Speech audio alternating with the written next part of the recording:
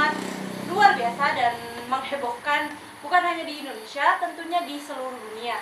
Apalagi kalau bukan tentang COVID dan PPKM terutama di Indonesia. Dan aku nggak sendiri nih, sekarang aku ditemanin sama orang yang sangat spesial dan sangat berprestasi karena dia ini seorang pemilik kedai kopi di Indonesia, khususnya di daerah Cirebon, yang merintis usahanya itu dari nol sampai sekarang terkenal dimanapun.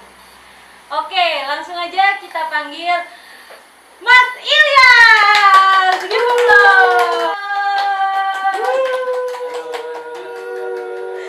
Halo Mas Ilyas. Silakan duduk. Kayak nih, selamat pagi. Jadi aku manggilnya Mas Ilyas atau Bang nih? Mas aja ya, biar lebih santai. Oke. Gini Mas Ilyas, saya mau nanya nih tentang COVID sama PPKM ini. Nah, kira-kira tuh Mas Ilyas itu percaya nggak sih adanya COVID itu? Sebenarnya percaya nggak percaya Mbak ya, karena dari awal juga saya juga sempat was-was gitu kan, dari awal sempat was-was, mau nggak percaya ada korbannya gitu kan, mau percaya saya udah ngerasain belum Mbak. Oh, jadi Mas Ilyasnya udah pernah ngerasain COVID gitu, kayak gimana rasanya? Apa baru gejala? Baru gejala kayaknya Mbak. Kalaupun saya periksa pun kayaknya saya Langsung dia katakan COVID ya? COVID mungkin. Gejalanya tuh yang dirasain Mas Ilyas pas itu tuh apaan sih? Itu tuh saya selama 2 minggu nggak ngerasain apa-apa Mbak. Nggak bisa nyium gitu? Nggak bisa nyium dan rasanya hambar semua pokoknya. Makan juga nggak ada Makan rasanya? nggak ada rasanya. Terus itu tuh apa sih yang dilakuin tuh pas ngerasain kayak gitu tuh apa gitu? Ya sudah, Apa saya langsung ke dokter atau minum obat atau apa? saya nggak berani waktu itu periksa ke dokter. Akhirnya saya memutusin buat isolasi mandiri di rumah. Jadi saya nggak kemana-mana selama 2 minggu. Di kamar terus gitu. Tapi selama isolasi mandiri itu berinteraksi nggak sih sama orang-orang di sekitar rumah gitu? I mean di dalam rumahnya gitu. Tetap sih, cuman nggak terlalu intens Mbak. Waktu saya gejala itu nggak terlalu intens sama orang-orang rumah. Saya jaga jarak tetap seperlunya aja gitu. Saya makan ya keluar, yang keluar. Jadi lebih ke mengisolasi sendiri ya gitu. Bener. Terus kalau di Indonesia sendiri kan angka COVID tuh kadang naik, kadang turun kayak gitu kan. Nah, kalau dari Mas Ilyas sendiri tuh gimana sih pandangan Mas Ilyas tentang COVID di Indonesia ini? 50-50 sih Mbak ya. Soalnya masyarakatnya pun juga susah diatur ya Mbak ya. Pemerintah juga mau ngasih aturan segala macam juga, kalau masyarakatnya nggak patuh pun ya nggak bakalan jalan Mbak. Iya, makanya itu kan korban di Indonesia kan makin naik Mbak.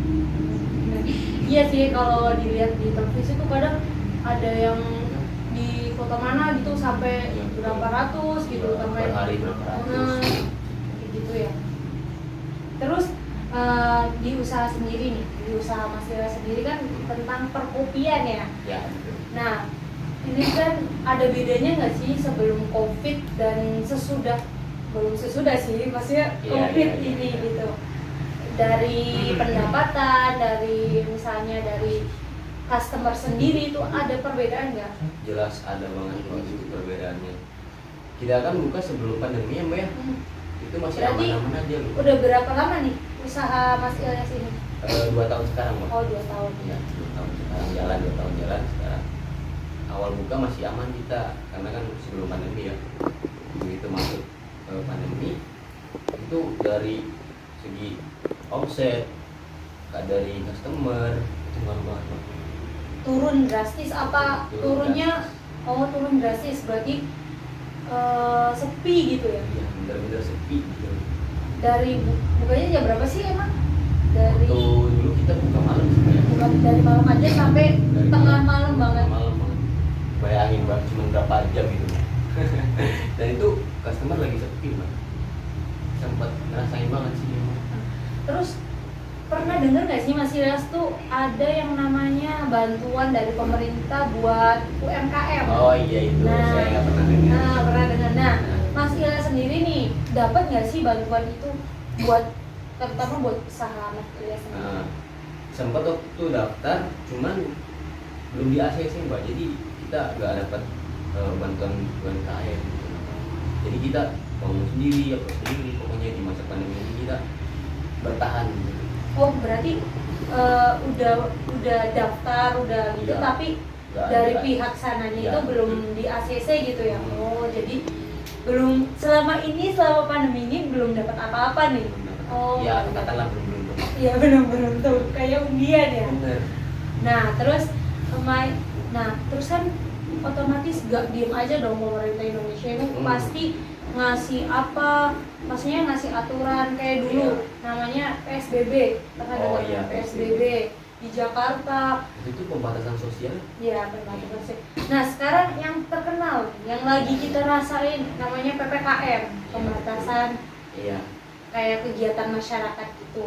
Nah pembatasan kegiatan masyarakat ini ngedampak nggak sih buat usaha? Jelas. Soalnya kan PPKM itu kan jam 8 tuh harus udah usaha ditutup gitu loh. Jadi customer tuh udah nggak boleh ada di kedai kopi kita gitu. Pernah digerebek nggak? Maksudnya Kalau soal bukan, iya. maksudnya digerebek tuh, I mean ada polisi ke situ terus Nah. kayak ngusirin gitu. Pernah sekali 2 kali, cuman polisinya cuman ngasih himbauan lah. Oh wow. Himbauan ya deh, ini bubar ya sudah jam 8 lewat. Ya kita patuh sama polisi sama aparat juga. Jadi polisinya kooperatif, kita juga enak kan gitu. Oh, iya. Nah pernah mikir nggak sih emang COVID Hmm. munculnya jam 8 gitu? Iya, makanya. Pernah mikir kayak gitu ya, makanya. berarti sama kita. Kadang lagi rame-ramenya kedai itu ya disuruh Disuruh, pulang, disuruh gitu. pulang, Disuruh pulang gitu. Kan gak enak gitu loh, Mbak ya. Betul. Ya emang gak enak banget, lagi ngopi baru aja setengah. Iya, baru setengah. Apalagi kan kemarin tuh yang level 3 ya kalau nggak salah tuh. Yang sampai jam 9 doang tuh ya. Yang dibatasin cuma berapa menit, 30 menit kalau nggak salah ya. Itu lucu ya, Iya. bener nih. Kayaknya aduh. Benar-benar. Nah tapi menurut Mas Ira sendiri tuh PPKM ini ngaruh nggak di COVID untuk pembatasan atau penghalangan? Ini kan adanya aturan-aturan kayak gitu kan kayak menyetop penyebaran atau meminimalisir penyebaran. Nah sebenarnya PSBB terus PPKM tuh ngaruh nggak ke arah situnya tuh? PSBB, PPKM cuma beda nama doang yang baik sebenarnya. Sama sih asalnya Sama sih, pembatasan isinya pembatasan segala macam.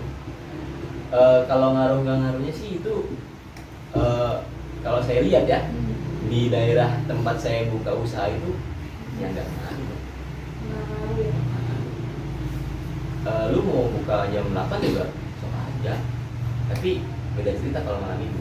Oh, Ya, lebih ketat gitu ya? benar, ketat, lebih ketat dan pak polisinya juga keliling gitu loh.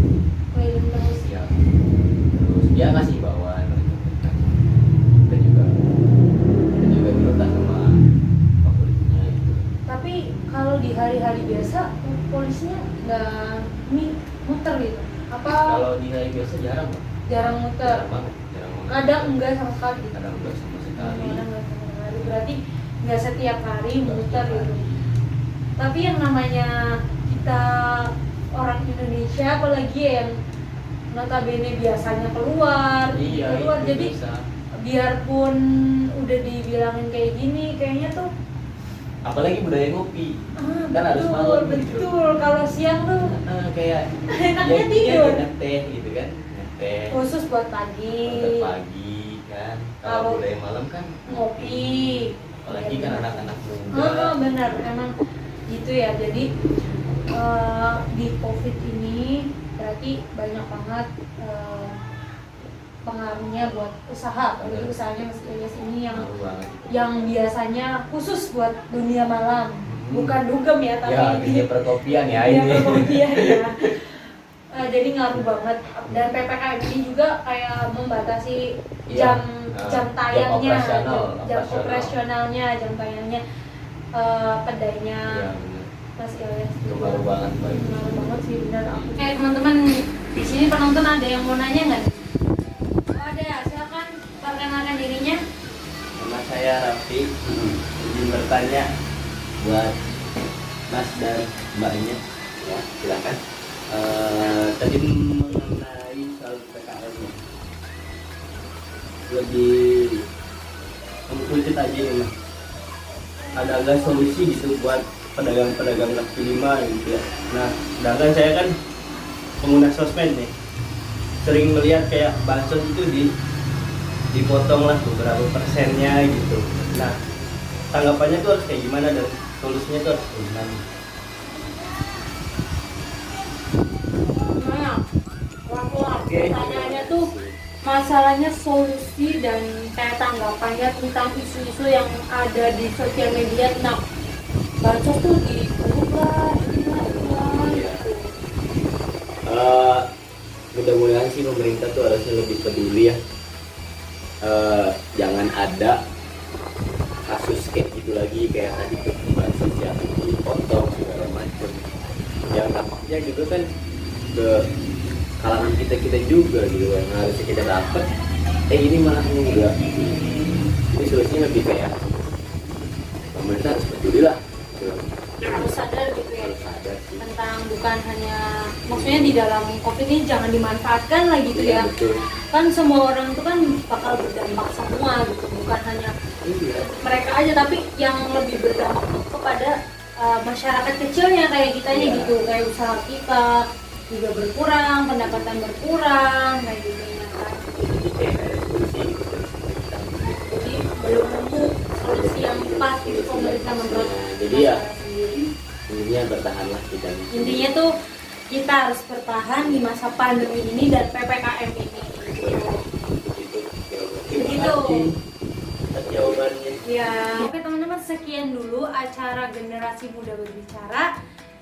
Kita ketemu lagi di waktu yang sama pukul 11 siang. Sampai jumpa.